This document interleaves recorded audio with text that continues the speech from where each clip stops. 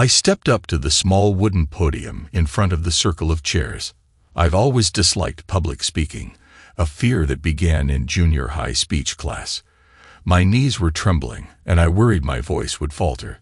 Facing the group of men seated before me, I inhaled deeply to calm my nerves and started. "Hello, my name is Gary." I introduced myself after a brief pause for another breath. I continued, "And I am dealing with infidelity." I waited for about 20 seconds, observing their reactions. Most looked surprised by my statement, showing a mix of disbelief and neutral expressions, but none seemed amused by my candid confession. Well, not exactly. To be labeled in such a way angers me greatly. This is my second meeting, and I have listened to a half-dozen of you tell your stories, so I decided to share mine. Unlike most of you, I am still married. My lawyer advised me to get counseling for anger control while we worked up my divorce case, and I get my ducks in a row. So far, it seems to be helping. "At least I haven't killed anybody yet," I remarked, met by smiles and soft laughter. Before all this started, I did not think I was a gullible man. I had no idea. I was unobservant, I offered. I honestly thought I was a loving husband and hopefully soon a proud father. I never considered myself a victim, nor did I ever think of myself as a loser. I was never the one on top of anything I did, but I was up there in the also-rans, or those who came close in high school. I was in the top third of my class academically. The same with college. I graduated with a solid 3.4 GPA, more than enough to get into graduate school, where once again I did fairly well while I worked as an accountant. Upon graduation, and with a little more experience under my belt, I got a good job as a CPA, and thought I was on a solid track to success. Then I had the rug pulled out from under me. Academic and then financial success is one thing, but to have the one thing that defines your core ripped away is the worst a man can face, I said, feeling the weight of the words. For your wife to tell you that you are not good enough for her. Well, maybe not directly and verbally, but rather indeed as devastating.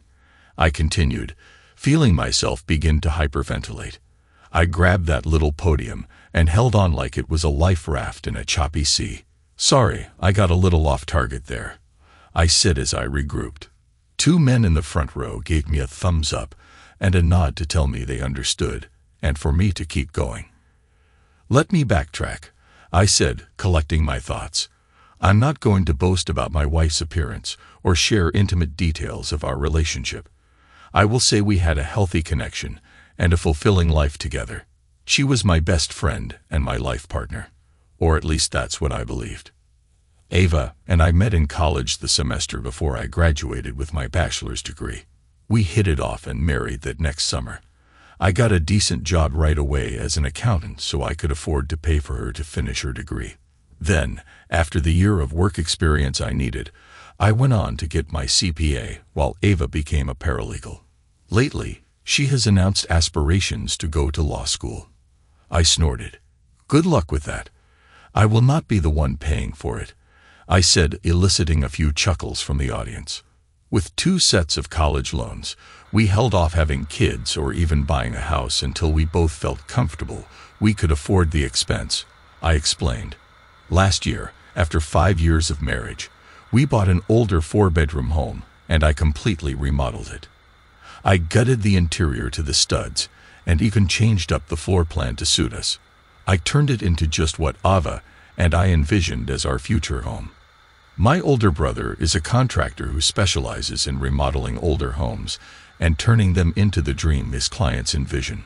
I worked for him every summer while in school, so I felt I had the abilities needed to gut a house and rebuild it to make it the best it could be. My brother helped me when I began, and even got his subcontractors to give me special rates for those things outside of my own expertise. Of course, several of those contractors were already my accounting clients, so part of the work was quid pro quo. In other words, I don't have a whole lot of money tied up in the house itself, but the value, if I sold it now, would be triple what we have invested in it. Ava got her dream home and seemed thrilled and content, I continued.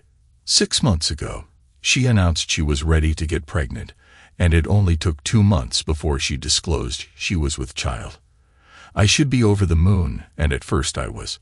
The thing is, the baby is not mine. Or at least I am pretty sure it is not. And at this point in time, I sincerely hope I am right. I admitted, feeling a mix of emotions wash over me.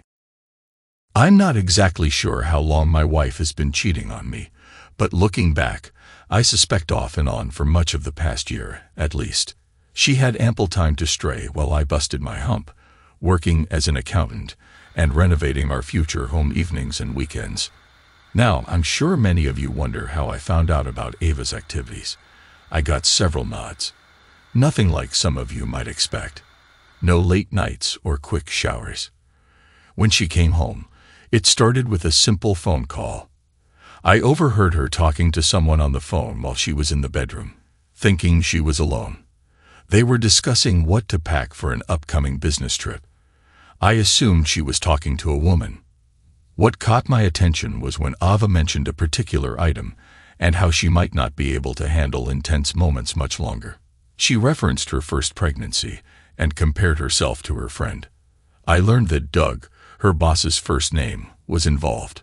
She laughed about not wanting to use certain toys and mentioned having to work on herself to prevent me from getting suspicious. She talked about having to disguise her activities when she returned from trips. Ava also expressed concern about the father of her child, suggesting that Doug could be the father due to their encounters. She admitted to avoiding certain tests out of nervousness. The timing she mentioned aligned with a specific trip and my own late work hours. Most nights, I was unaware of the full extent of her activities, as she would distract me in other ways. She believed I had never caught on. I saw a series of grins around the room. Okay. I know some of you are thinking I am making this up, that I could not possibly remember a conversation with that much detail, especially if I was upset, I clarified. Well, I've listened to that conversation dozens of times in the past few weeks. I recorded it on my cell phone. I said, seeing a few nods and expressions change from obvious skepticism to acceptance. I called the security guy my brother uses for help.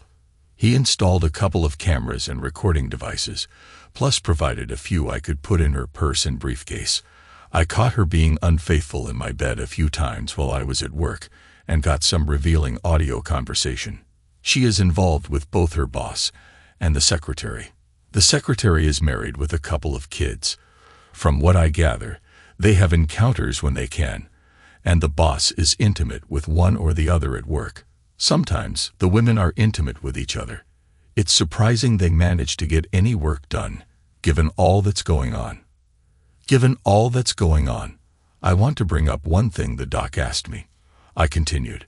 He asked me to try to get into Ava's head so I could understand her motivation to seek intimacy outside of our marriage. He wondered if perhaps she was frustrated with our long hours apart, and she needed some physical and emotional contact to make up for it.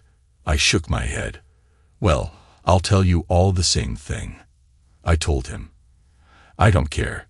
She was unfaithful, plain and simple. If she was feeling lonely or in need of affection, she could easily have said something. Asked for a little more US time. But she didn't. She decided to go off with someone else. The reason doesn't matter. Okay, that's about all I have. Thank you for letting me vent, I concluded.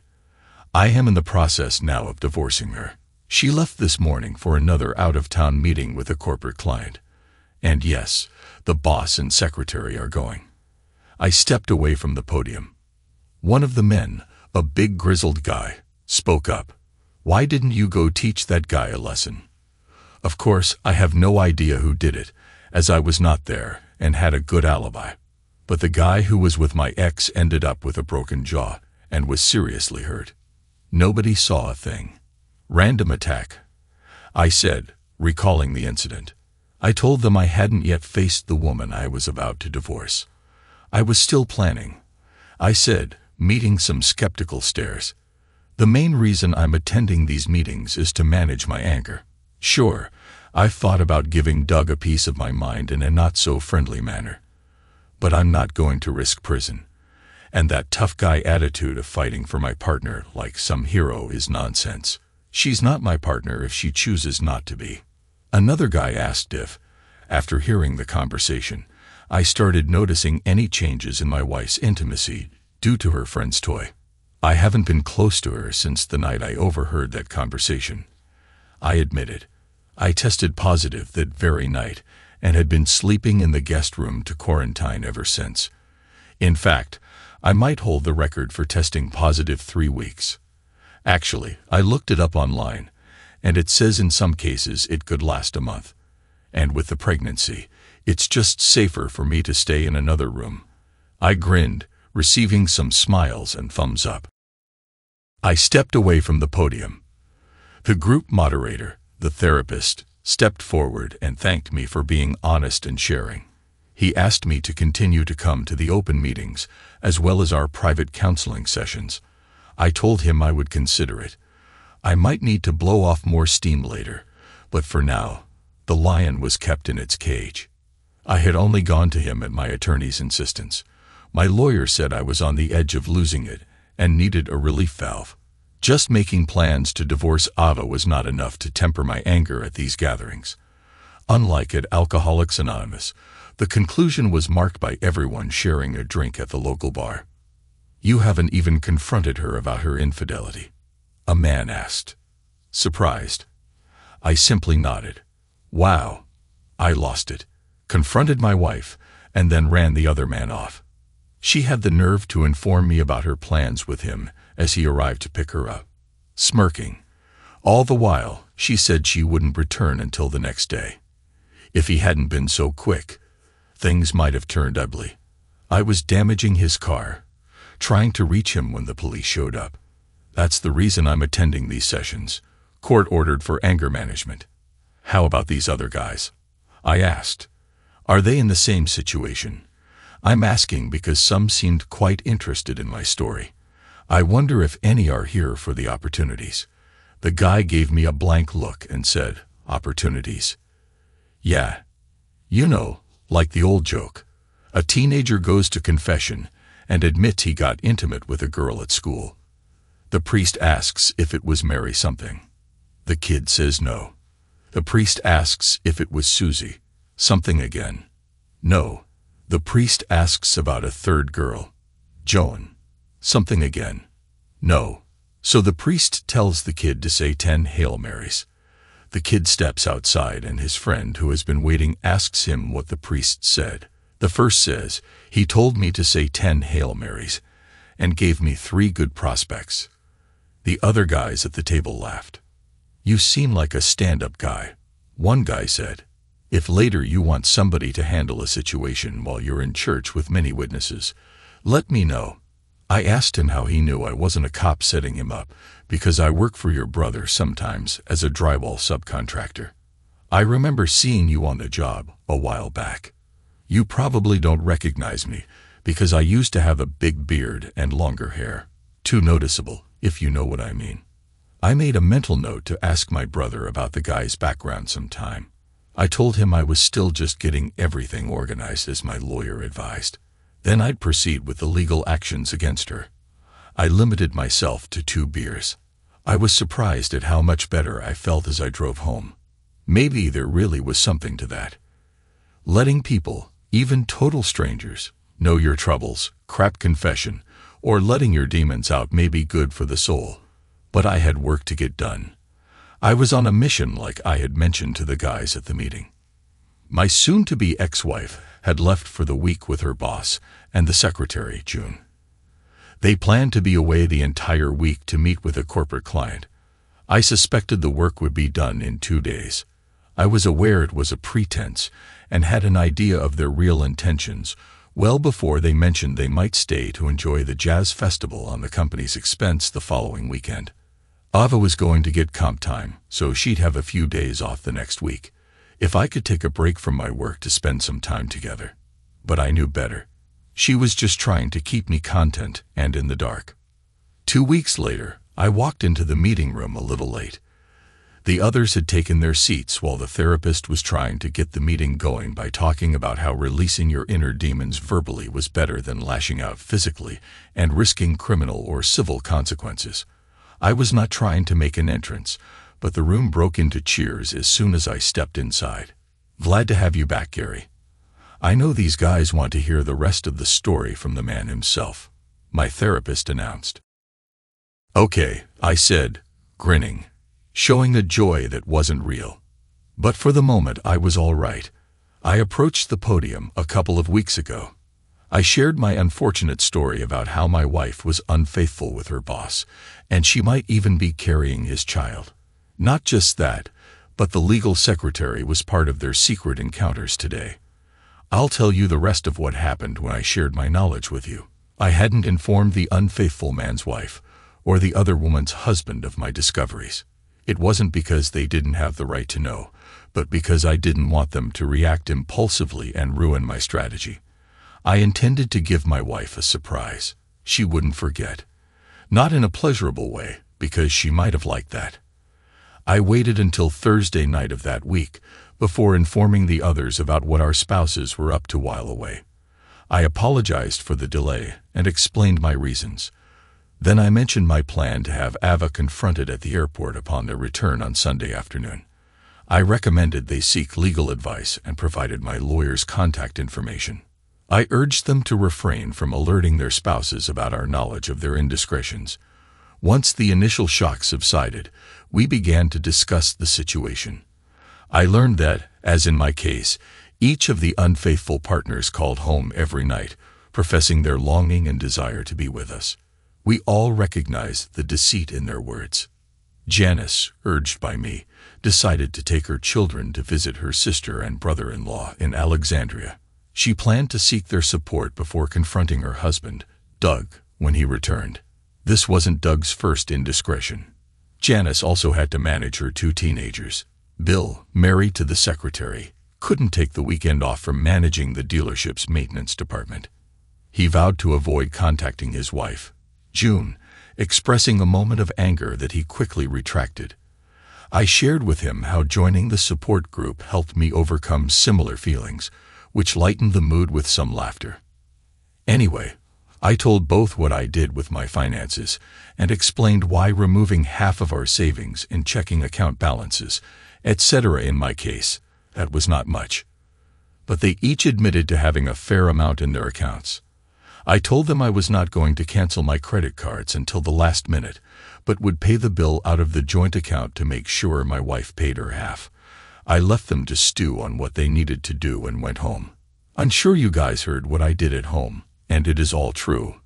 I got cheers and applause. I took a half vow. Yes, I spent the week dismantling my home. By dismantle, I mean I took it apart, but did not damage a single item. Some of you might remember from my earlier explanation, but I did most of the work renovating my house myself with a little of my brother's help. What I did was take back that work. I reversed it. I had to leave the sheetrock up with the texture and paint, but that the carpet in the air conditioning system was about all I left untouched. I disconnected every appliance and moved it away from the wall. Stove, dishwasher, refrigerator were all unplugged, and even the connecting wiring harnesses were removed. Every bit of hardware was carefully bagged and attached to the appliance. I even took out the garbage disposal and left it in the middle of the kitchen floor with the sink and faucets all taken apart and removed. I decided to leave the kitchen cabinets. I could have taken them down, and did take a few that 2 of us could lift easily after loosening the retaining bolts.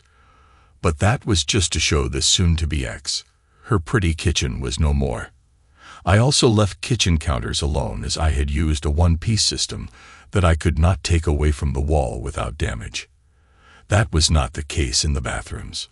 I drained and removed the toilets, took the vanities apart again, even taking off the faucet handles. We even cleaned the edges of the vanities and sinks to remove plaster and caulk. When we were finished, it looked like a pile of used bathroom fixtures. Only a few bare pipes and cut-off valves poked out of the walls. The tub and shower stall were untouched for the same reason I left the kitchen counters. Next, I took the bed and dresser apart as much as I could. The bed was easy, mattress, box springs, and all came apart easily, and were stacked in the hallway. All I could do with the dresser was to empty it. All my wife's clothes were put into our bedroom closet, which, of course, no longer had the pretty louvered doors. Our furniture looked nice, and actually was very expensive, but like a lot of furniture nowadays is screwed together. We bought most of ours unassembled. I disassembled everything that originally came that way. My wife had not lifted a finger to help put them together. The shelving units lay in pieces on the floor.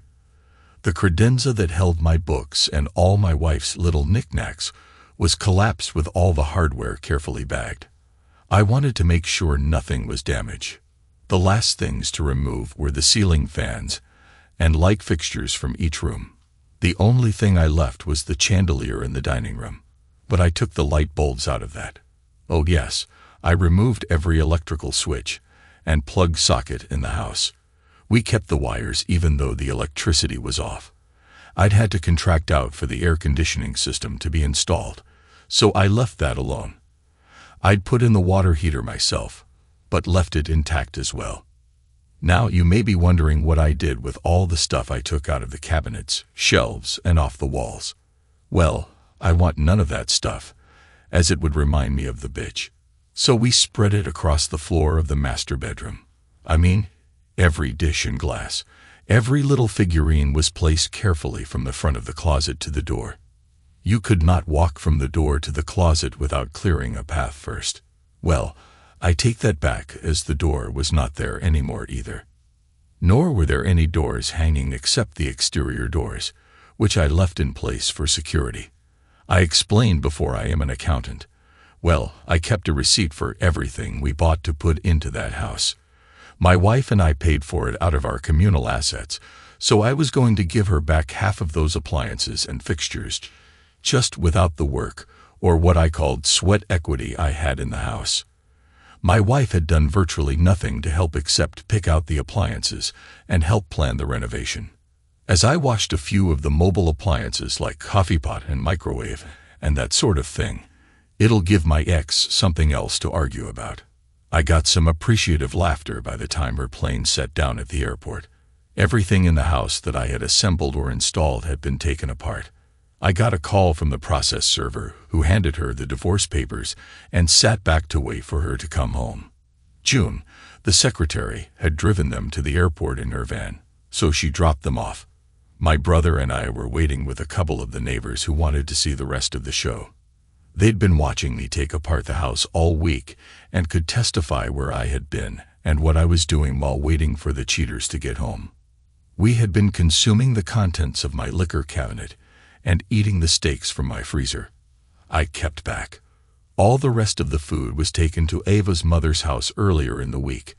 I told her my freezer had gone out, but that did not explain all the canned goods and condiments I dropped off. The poor woman was too confused to ask what was going on. I knew she'd find out before long. June stuck around, only long enough to let Ava and Doug out of the van. I wondered why Doug even came home with her. I walked around front, leaving the others to watch from the side of the house as Ava clambered out of the van, followed by Doug, her lover. Both were fit to be tied. While she was yelling, waving the envelope she had been given, he was angry, demanding to know what kind of lies I might have told his wife, and saying he was going to bury me legally for casting aspersions on his character. I had filed for divorce on the basis of adultery, and named him as one of the parties. As you all know, the courts do not really care about the reason for a divorce, but my claiming adultery put a new light on the problem, or rather added a bit of embarrassment, because it would be part of the public record. About that same time, Doug's wife arrived with her sister. I knew Ava's time of arrival as I had been tracking her cell phone, so I'd given Janice a call. They were on their way. Janice had already phoned me to tell me part of what she found when she returned home after her weekend away from home.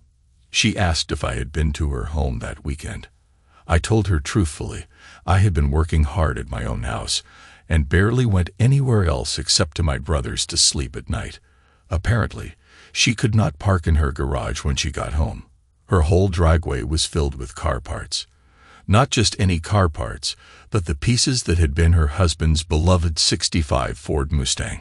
It was his pride and joy, and he would show it off to every visitor to his house. The car had originally been his father's and was Doug's first car. It held great sentimental value. His father had put it into storage. Years later, Doug had the car totally restored. I'd heard people laugh and comment.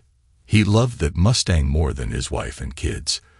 That might have been an exaggeration, but not by much. Of course, Doug was a little upset to see his wife drive up, and he immediately began with a lame comment that whatever she might have heard was a total lie. She did not tell them what was awaiting him at home. All of us stood outside while my wife took her suitcase inside. Then came the scream from inside the house. Ava came to the door yelling, "What did you do to my house?"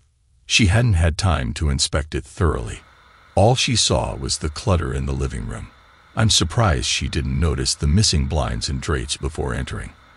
Perhaps the surprise of being approached at the airport had thrown her off.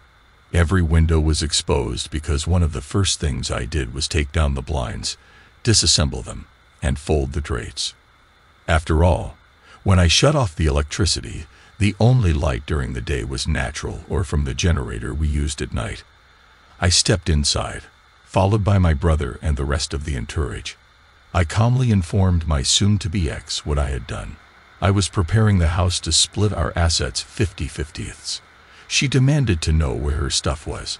I waved my hand around the floor and then told her if she was referring to her clothes and personal items. They were all safe and sound in the bedroom closet. When she went to look, she was not happy. I had never heard her issue such a shrill scream in all the years we had known each other. Somebody had called the police, and they showed up to listen to my wife scream and yell about how I demolished her home. I carefully explained what was going on to the first cop on the scene. He immediately called for his supervisor. I do not know exactly what he said, but within a minute, at least 3 more units showed up. I'd called my attorney when I knew Ava was on her way home, and he finally showed up. He apologized, saying he thought he better change clothes before he arrived. Ava began to rant about where she would go for the night and demanded I be arrested. My lawyer nixed that last idea, telling the police I had done nothing illegal, no crime had been committed, and that this was a matter for civil court. Doug demanded his wife take him home, but Janice refused, and then she founded him and asked why he never looked at his phone. She had texted him a few hours before.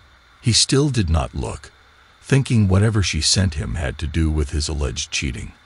Now this is conjecture on my part.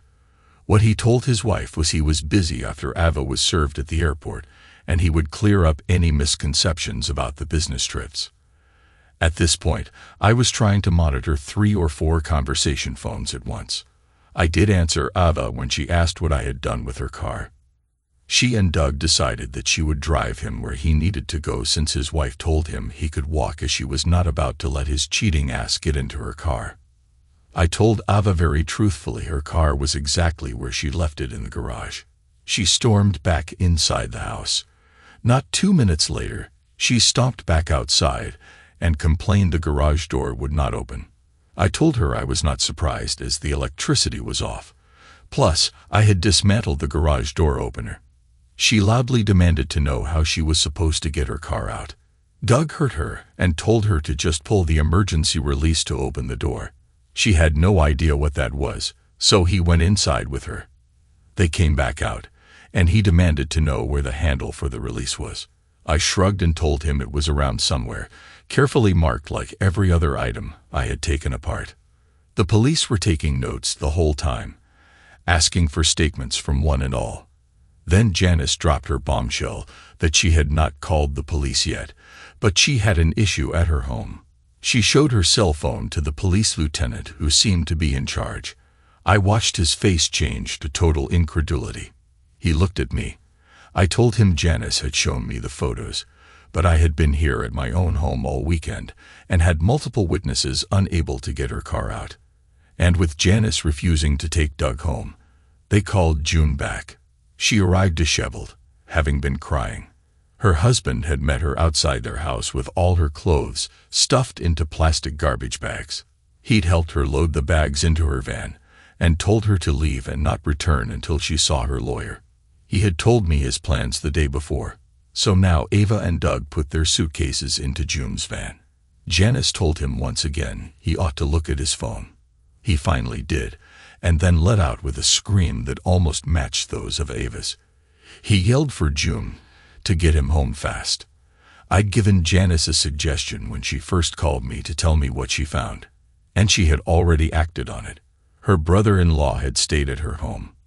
The cops were finished with what they could do at my house. We'd all given our statements, so my brother and I followed the rest to Doug's home. A television news van was already parked in front of his house. The reporter was interviewing Brett, the brother-in-law, about what the family found when they brought Janice home from her weekend away. Later, I found out the cameraman had already taken full video of the area. The story Brett told was that they could not pull all the way around the house to park in the garage, as the garage doors and most of the drive were blocked with car parts. The garage was around the end of the house, and the area was totally obscured from street view. Nobody stopped me from following them up to the house. The scene was great. Most of you men have put together model cars when you were kids, I am sure. Well, what I saw looked just like what you see when you open a model box. With the exception of the plastic bars holding the little parts in the center of the drive, was a car chassis to each side. Laid the doors behind the car. On the drive was the trunk, and in front the car hood. I was a little surprised the fenders had not been removed as well, nor had the windshield. Virtually every other piece was, though. The engine sat in front of the chassis, radiator, fan, water pump, starter generator, carburetor, and all the major parts had been removed. All the belts and hoses placed neatly in rows to one side. The transmission and whole drivetrain was sitting behind the car. The wheels were removed, along with the brake assemblies. Even the seats were removed and sitting off to one side. I'm telling you, it was impressive. I'd never seen a car totally or almost totally taken apart. Everything was laid out very neatly. Not that any of that mattered. Doug was overcome with emotion. He cried out loud, and tears streamed down his face, falling to his knees. He yelled that Sally was destroyed. Curious, I inquired of Janice about Sally's identity. Nearby, a television reporter observed as police surveyed the car in the surrounding area. I couldn't help but burst into laughter when Janice revealed that Doug had named his car Sally after the classic tune Mustang Sally. I know you all heard about that part. Once the news reporter broadcasted her report, the story was picked up by the network and then made the full rounds on social media. They played the song Mustang Sally as backdrop. None of us spouses were hiding. We all made sure the 3 cheaters were named. Doug accused each of us for the damage to his car. But we all had ironclad alibis. June's husband Bill worked all day Saturday at the dealership and was with their kids that night, and all day Sunday. He had the expertise to dismantle the car and possibly the resources, but the investigators could not link him to anybody who might have been responsible. Apart from Doug's, not a single fingerprint could be found on any part.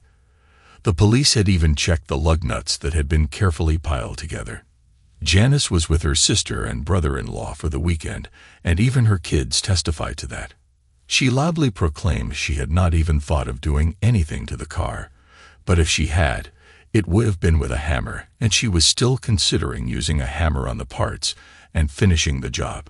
Even the cops were laughing hearing that, of course, because of the careful way the car had been dismantled and the parts not damaged. I was the #1 suspect, but I also had an alibi. First of all, I am not a mechanic. I know home repair and renovation, not how a vehicle might be put together.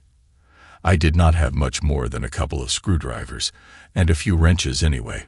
Plus, I was busy taking apart my home under the amused and watchful eyes of my neighbors. The whole event at Doug's house was a circus.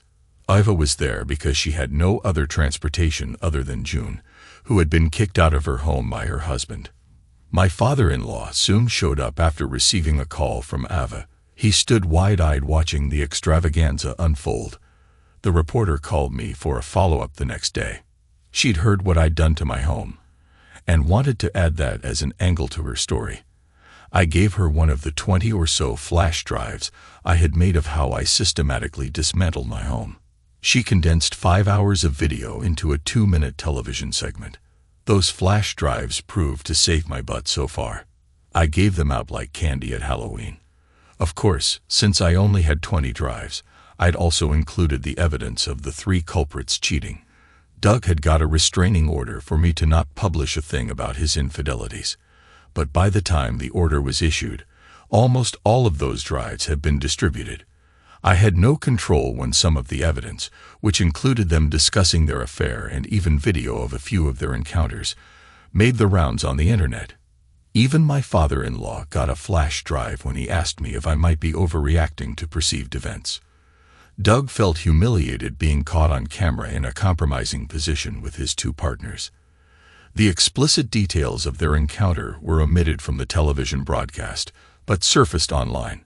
The fact that they were recorded in such an intimate moment was frequently discussed, even on TV. Now, as of today, my status is still up in the air. I intend to push for the divorce to be finalized as soon as possible. But Ava wants to stay married for the sake of the baby. The paternity test, which my wife initially protested, showed I am not the father of her unborn child. I had to pay extra to get the test expedited. But since the child is not mine, I'll get some of my money back from the communal assets. Ava wanted the opportunity to discuss the matter privately and wait until the baby was born to test. But I had made it so public, she had no option but to submit to the test despite her attorney's advice. I have no idea what she plans to do, or if Doug will step forward. He might not even be the father, for all I know. That is not my concern. My wife got an attorney who claimed I destroyed my home. Mine, of course, claimed I merely took back my work. And none of the components were damaged, and everything is ready for resale. From the last I heard, the investigation into who dismantled Doug's Mustang has come up empty. The working theory is it has to be a team of experienced mechanics, somebody with the expertise to remove the major components and not leave a total mess. Oil transmission fluid, coolant, and even brake fluid were drained, and none of the parts were damaged when taken apart. Even Bill, June's husband, admitted to the investigators what it would take to take the car apart like that. Components that might be compromised, like the manifold covers and valve assemblies, were left alone. Bill told me privately he would like to hire the men as they were fast and obviously knew their stuff. He told me as much as he loved it. He had nothing to do with taking the Mustang apart and asked if I had. I honestly told him I had not. Doug paid through the nose to get the parts picked up and stored. Janice told him he had 2 days to remove the junk, as she called it, from her drive, so she'd have access to her garage.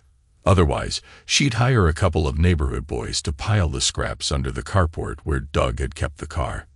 He knew she was serious. Before any of you think I came out on top of any of this, I was not unscathed. The very next day after Ava's returned home, I was immediately fired from my job. I knew my boss is a good friend of Doug's. Doug sent him clients and in turn, he recommended Doug when the need arose. My boss had even been the one to originally suggest Ava go to work for Doug.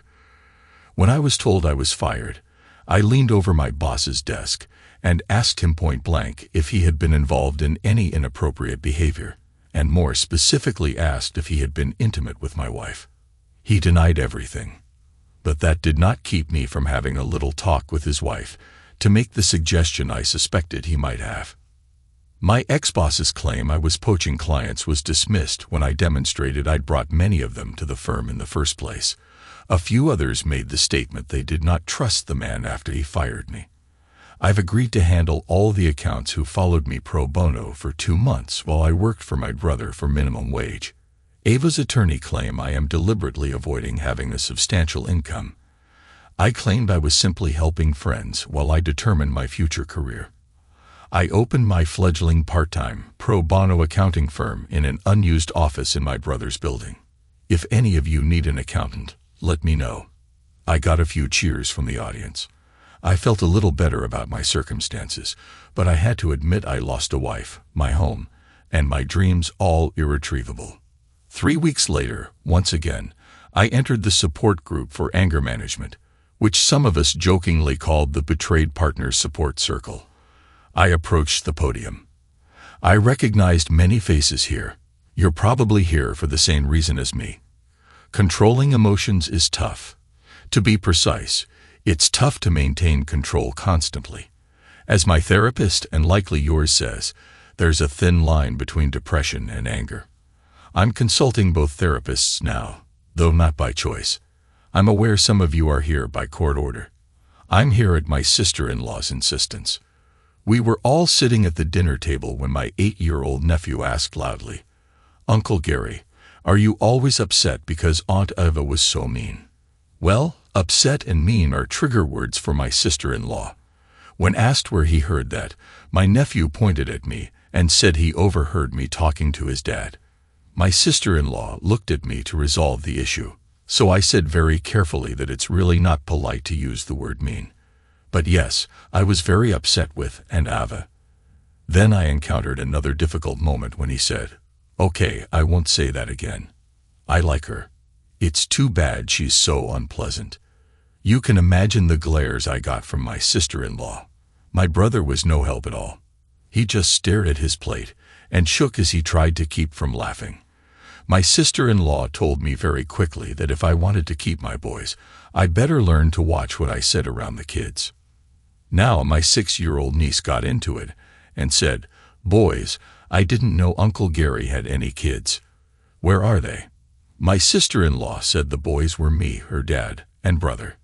Then the little 6-year-old, bless her heart, said, "Oh, so when you told me, Sandy, your girls were sore and tender from too much rough play, you meant because I fell and skinned my knee when, to be honest, I did not hear how she finished because I was laughing too hard."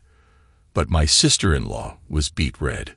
Okay, long story short, if I want to live with my brother and his family, I continue my therapy, including these group sessions. I announced I cannot afford to live on my own. Right now, I have no income. I wanted to decrease what I made for the divorce, but people do not realize how difficult it is to even find an apartment without verifiable income. My sister-in-law is a lovely woman and generous to a fault. She just does not want her kids influenced negatively by my misfortunes. More keywords to go along with those others I mentioned. So where are we? Aside from my having upset my sister-in-law with what her kids overheard from my conversations over the last 3 weeks, I've done the bare minimum in terms of earning an income. I've made only slightly more than Ava did before I lost my job. I have the impression she earned so much because she was giving boss special attention. My lawyer advised me to stay quiet about it as our small income difference means I wouldn't have to pay alimony. He warned me not to ruin that. Janice kicked Doug out and filed for divorce. His beloved car, Sally, is in storage. Their divorce, as you can imagine, is already messy. She told me clearly she wants to make him suffer in any way she can. I know she didn't mean that literally, but I hope I'm never called to testify if something happens to him. Doug is facing significant problems at work. He mainly deals with corporate clients. There's a rumor that his negotiations might have been influenced by inappropriate personal benefits from Ava in June. All three strongly reject these claims.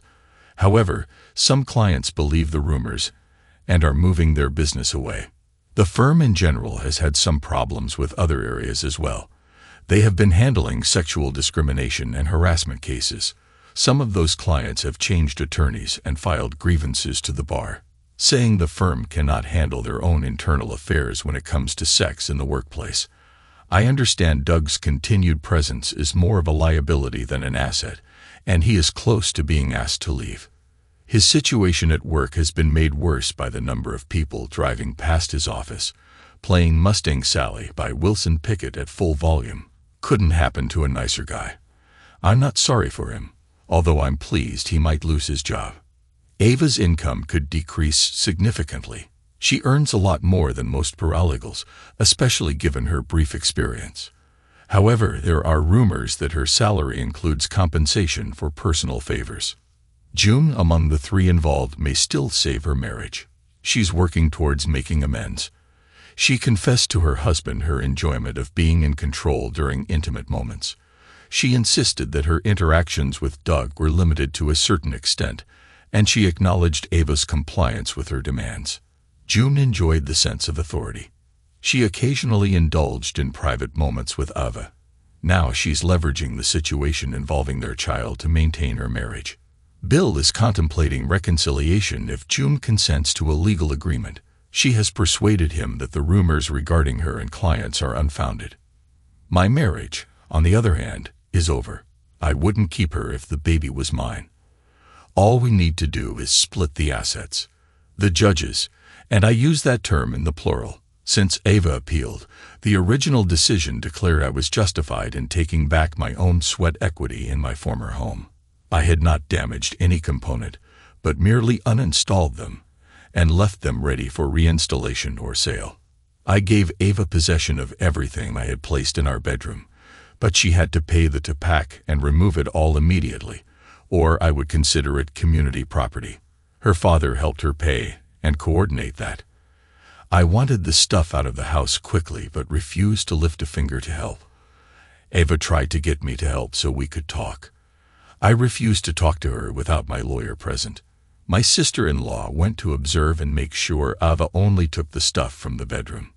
My soon-to-be ex-father-in-law finally viewed the files I gave him and told me privately he understood my actions but was still obligated to take care of his daughter. I think Ava moved back into her old room at their house. At our first joint meeting with our attorneys as part of the separation of assets, I suggested Ava take her half of the household fixtures and appliances. She could pick out what she wanted, and I'd take something of similar value. She glared at me when I told her I'd give her first choice of toilets. She wanted to buy out my half for face value, saying she would hire a crew to put it all back together. I knew what she and her lawyer were thinking. The whole was worth much more than the sum of the parts. As an accountant, I also knew how much I could afford to offer her and still be below the break-even point. I kept offering more than her as a counter. She could not get the financing anyway. My brother was backing my play financially. Ava refused to sell to me for any reason. Her attorney eventually demanded everything be sold at public auction and the proceeds split. My attorney argued weakly. We would lose too much. He lost that decision, which did not bother him, nor me. Ava had tried, but could not find a buyer offering near as much as I had offered. My brother originally offered to buy the shell of a house for half what my ex and I had invested but was refused. At auction, he finally got it for 70%. The house was in great shape, but few of the investors were willing to outbid my brother. I'm sure several of those investors were interested, but knew my brother would never work for them again, and other people in the trades would have followed suit. Ava's lawyer protested his client's lack of compensation briefly, but had to concede the auction was his client's demand, and they had unfortunately refused my much higher offer. So basically I lost my ass settling my divorce. Unemployed and with only a small percent of my assets left, I am still living in my brother's guest room to compensate him for my rent. I began work to restore my old house. Everybody knows I was the one who took my home apart, but nobody has any idea of who dismantled Doug's beloved Mustang, let alone begin to provide a bit of proof. Doug even hired his own investigators. All have come up dry. My financials were examined to see if I had paid anyone. I had to provide them access to my cell phone and computer. June's husband, Bill, did also no link to anybody who might have done the deed has been found. The whole affair has been fodder on social media after originally appearing as a topic on network television. You can imagine the notoriety I get as the man who took my house apart. I am constantly asked how I really took the Mustang apart and promised they'd never tell. Then I get congratulated for something I did not do. Several of the guys stood and congratulated me right there amid the laughter of others. I moved away from the podium. The therapist asked who wanted to go next. Everyone shook their heads. One guy said he'd wait until next time to share how he confronted the man with his wife and made him leave his house without clothes. We all headed for the bar. Epilogue. Hey Gary, don't I get a discount as a new client? Paul Frew just. He was the drywall subcontractor I'd met at a support group. I recall you offered the guys who joined you after you left your last job 2 months of complimentary accounting. Hell, I gave you a free setup in my system. I offered with a smile. That takes some time. You think you deserve more. You do work for my brother, not me. My house already has all the walls up. I was referring to my former house, which my brother now owned and rented to me for a minimal amount. I'd be buying that house back for what my brother paid for it in a year or so when we figured enough time had passed. My ex-wife, Ava, could not claim fraud. Or is it because I gave all the guys in our group a discount on their taxes this year? I asked. Nope. None of those things, Paul grinned. I figure I deserve it for my strength, pressing on a floor jack to lift a Mustang up so the wheels and tranny could be removed. I'm not much of a mechanic, but I can stack parts around.